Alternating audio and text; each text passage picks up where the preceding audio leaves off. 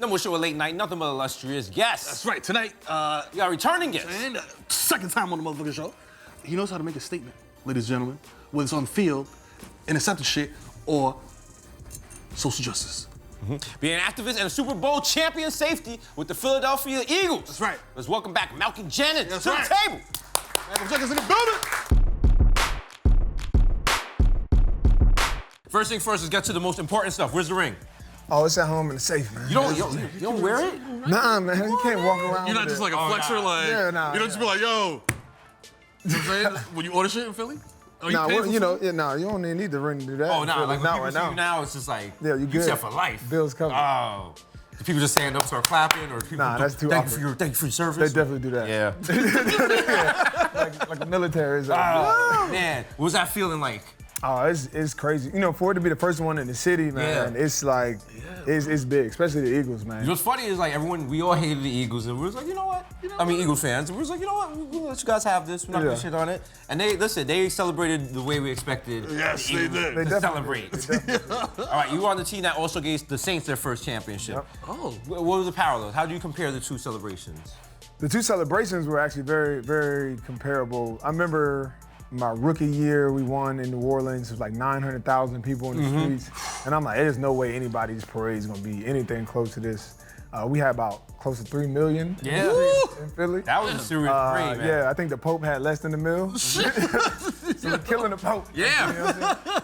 But nah, it was. I think Philly's was a little different, man. The season, all the injuries, Carson Wentz. Philly fans are a different breed. There was a couple videos of people climbing on the poles and eating poop. Yeah, you know, they lost their minds. You gotta, it's a championship. Don't judge. It's the Don't first judge. time. No judgments. So basically, if you go to a team, they win a Super Bowl. So Is that what when we're we hearing? Is that- announcing- I'm 2 for 2. You know what I'm saying? You know, hopefully I ain't going nowhere else though. Yo. I don't want to speak that up. Oh, man. Giants management, you know what I'm saying? You might want to sign somebody. He's like breaking like four laws right now. Your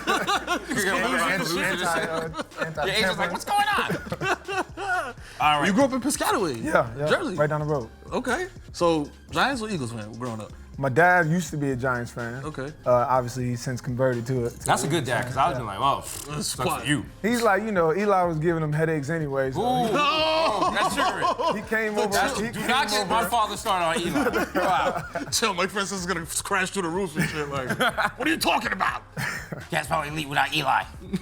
That's the Mike Francisco line? Yeah, he still says that, right? Yeah. What's the most memorable game you've had playing against New York? Playing against New York. Yeah. The game I picked Eli off twice. Yeah, one to the house. And we had the whole black going too in Philly. Damn, why did I ask that question? That was Ali. Oh, really?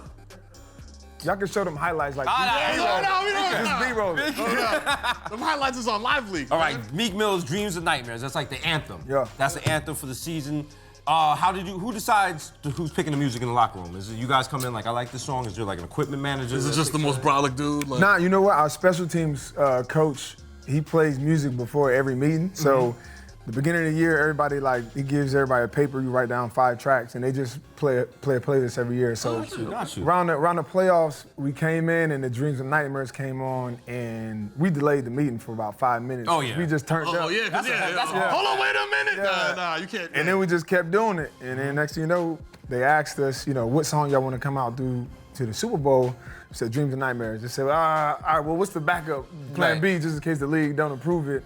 And we said, nah, ain't no backup. Make it happen. Free Meek. You know what I'm saying? What was it like connecting with Meek after his release? Oh, it was dope. I mean, you had a bunch of us, like I spoke at a rally for Meek. We had a bunch of guys come out and been supporting him the whole time. So once he got out, was at the Sixers game. A lot of guys got to hang out with him, talk to him. Then he actually performed at our ring ceremony. So, you know, what that song meant to our season, what he means to the city, we was happy to just get back around him, man. What did going back, like, what's his message now? Because he went back to jail, but it was like on like a probation violation. Yeah, I mean, he messed up 10 years ago, been on probation this whole time. Only had small violations, none of which that if he wasn't on probation would get any jail time, but all of a sudden you get slapped with a 2 to 4 year sentence. You know, it's ridiculous. But he's very representative of like what's happening to thousands of people around the country that are just stuck on this on parole and with these things that even people who were trying to live their lives, and I couldn't keep up to some of these parole rules. Yeah, the rules. It's set up for you to offend, and then you're back in jail. So hopefully now, he's using his voice and his platform to speak on all of those who don't have the Jay-Z's and the Mike Rubins, Rick Ross that's going to fight for him. He's fighting on their behalf. So. All right, our president is lately been pardoning people left and right. You have an op-ed. You were part of an op-ed. Who was the group that you were mentioning in the op-ed that the president, if he wants to make a change, should pardon? There's a ton of groups. I mean, if you look at our federal systems, just under 200,000 people locked up in our federal system. Most of them are there for nonviolent offenses, drug offenses, things like that. A lot from the war on drugs, that was a failure. 30% of them, almost 30% of them, are about to be over the age of 60. So you got old people that are getting health issues, are costing a lot of money. You got people like the one lady who just got pardoned. She got a life sentence for her first time offense. It was a drug offense. Yeah. And so you got a ton of people like that we're locking away for life for nonviolent offenses. We're just wasting money, we're wasting talent, killing communities, killing families. And so he asked for us to provide a list of who we would want. That list is going to have over 1,000 names on it. And that doesn't even account for the system to actually put them there. Right. So we want him to actually take a look at the criminal justice system, make reforms, not just let our VIP list of people out so you can replace them with some new people. It's true. Free Max B, by the way. Yeah. All right, Kim K, people say Kim K was used as a pawn by Trump. Do you think the Players Coalition will be viewed that same way? Nah, I don't think so. I mean, I think it's all about how you go about doing it. I think Kim K set a nice precedence, to be honest. To be able to show that when citizens use their platform, their celebrity, they can actually effectuate change. So she gets one person out. That doesn't change the system. That doesn't clear the problem. But I think now everybody should start putting pressure on the president, on their elected officials to do something about it. Because clearly you have the power to pardon people and to get people out that have been there unjustly, that have been there way too long. So we need to force them to exercise that power. Got you. How do you think the new NFL kneeling rules are going to play out this season? I think it'll probably get ugly. Yeah. I mean, how ugly? We talking first week? I don't know. We'll see. Yeah. Because what are the two options? It's stay in the locker room or stand? Is that the two options? Yeah. The two options are, come out and stand or stay in the locker room. But you've already had Trump come out and say that staying in the locker room is not good enough. Yeah. So however you cut it, it's going to get ugly. I think they should have just let it, die down. As an Ohio State guy, how does your dislike of Trump compare to your dislike for Michigan? Two equally strong disdains. Yeah, I'm like, I had to flip a coin on that one. Oh, man. Yeah, I had to flip a coin on that one. You gotta tell us about your upcoming youth camp. Yeah, so actually tomorrow and Saturday, we'll host over 500 kids in Piscataway, New Jersey, completely free camp. Okay. We got guys around the league that come, coach the kids. We just added the cheerleading portion of it, so, we're all inclusive. Girls come do the cheerleading. It's a great time, man. We do a lot around the parents. We coach them up about sports safety. So while the kids are getting coached up, the parents are getting coached up, how to keep their kids safe, recognize concussions and nutrition, hydration, all that stuff. So where can people find out more information about this? Yeah, they can go to themalcolmjenkinsfoundation.org. We got all of our events. We service Ohio, Louisiana, Pennsylvania, New Jersey, all places that I played in or lived in. Nice. New Jersey, yo. All right, did the media start to listen after you called them out for not listening? Yeah, I stopped getting a lot of dumb questions after that. Yeah. But what's the dumbest question you've gotten?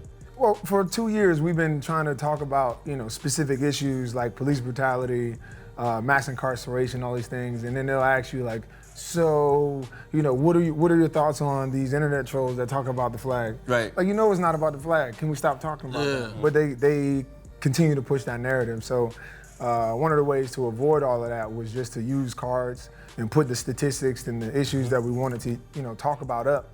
Yep. So that's all that they could share is the actual issues. Where'd you get the idea for the cards?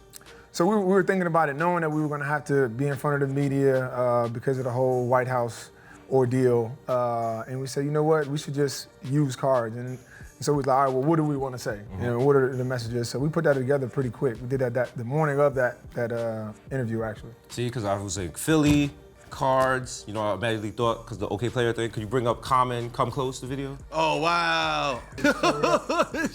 Green and orange. Damn. Yo. She's like, yo. She's like, yo, what up? He's like, y'all just came from Kinko's. See, I should have drew some pictures. There you go, something like that. He was real artistic with his. Yo. See? He's like, yo, I love you. I I want to see you're gonna come with a police brutality, take the marker, be like, Slash through with the red marker. all right, so your shit. overall ranking for Madden 19 is 93. You got 93? It's about damn time. Are you satisfied with Yeah, that? you're in the 90s. I You're am. good. You are? Because I'm the highest one on the Eagles. But Ooh. like Talk your usually, talk, yeah. usually I've been in like the 70s, 80s, man. Ooh. I don't even play Madden no more because of that. But now, What's the I might lowest you've pick up seen the it and you stakes. were just like, come on. I think I was in like the 70s one year, like 78, What happens when you see, 79. do you like call someone? Do you, Nah, man, I just don't even buy the game. I just boycott the game. It's That's like, it. I ain't even playing. I'm playing 05 still. Grand Theft fuck it. Auto, bring it on. There you go. Tired of this, man. Oh, man. So with the whole White House thing, like who led the charge on that? Was it a group decision? Did y'all sit down and talk about it, or? Nah, so most of the players just we usually leave it up to every player. You make your own individual decision.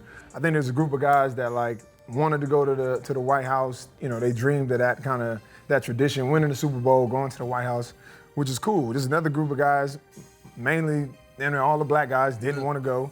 And we were going to be fine. We were going to do some community service and all meet up. But I think the team wanted to make sure that we did it in a respectful way. So they were going to send, I think, a couple guys. And then the White House canceled. Because if we weren't going to do all of them, they didn't want it. So Yeah. at the end of the day, nobody got to do, live out their dream. Nobody got to do community service. And I think we stayed there and had a work day. Oh, man. Damn, man, Trump threw Trumper Jam 2018. Is there a difference between being woke in the NFL and being woke in other leagues? Because it seems like the other leagues, like the NBA, they're a little more, they work with you, but the NFL seems like... It's tough. I mean, it's. I think the other leagues, especially the NBA, obviously is a lot more proactive.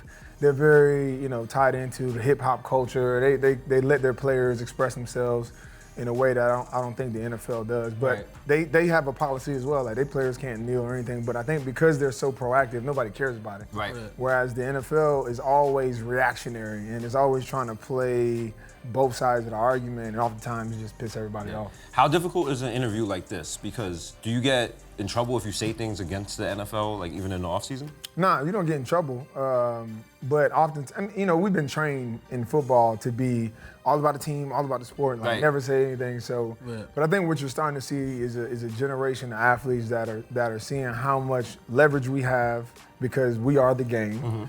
But also starting to show their individual personalities more. You see it in their interviews, how they speak, how they dress, because we wear helmets all the time. So the way to market ourselves now is to be able to show that personality. You're starting to see more of it. Nice. What's going on in Philly right now, man? Shit, everything. I mean, we're trying to get Bron to come to Philly. Oh, chill, stop. All right, come on now. No. You Y'all just got a you ring. got the Super Bowl, Relax. man. Come on, Trying man. to bring it back. Villanova, you know what I'm saying? Yeah, show the Eagles. Damn, I was about to be like, I was about to be like, yo, I really like Malcolm Jenkins as a guest. Nah, Bron, if y'all can't, LeBron, don't go then there. we'll have a wokest sports city in America. Just come complete the cipher, man. Yo, if Philly gets, oh my God. yeah, I'm not. yeah, you see that? 76ers, That's what we're trying the to do. Eagles. Oh, man. I'm never taking a mega bus over there again. Oh. Shorty cooked the hot dog in the grill, though, so you know what I'm saying? That's true. Did you see that? It all evens out. The lady at the Phillies Phillies game game got she hit got in hit in the the face with a hot dog and almost got concussed. And how big was the hot dog? I don't know. I'm asking you, like, what's going on with hot dogs out there, brother? You gotta use your hands, don't you? You gotta do the hotel, like, ah. Malcolm, what would you like your second rainbow to say? Matter of fact, we're having a going out of business sale here. We'll give you 2 rainbows. 2 rainbows. Oh, I wasn't 2 ready. for 1. Wasn't ready for that. Bron, let's go. Ah, Number 1. pixelate that one. 2 to the Knicks. Yeah, 2 the past the aux cord. Hey, Malcolm Jenkins in the building. You got a ring. Got 2 of them now. Are they both in the safe? I can't tell you. Nah, they different. you're not trying to get the whole They thing. all over the place, yeah. For safety. You're watching the Desus Mero YouTube channel, stupid. Click to watch more videos and clips. Subscribe, please, please, please. Click and comment.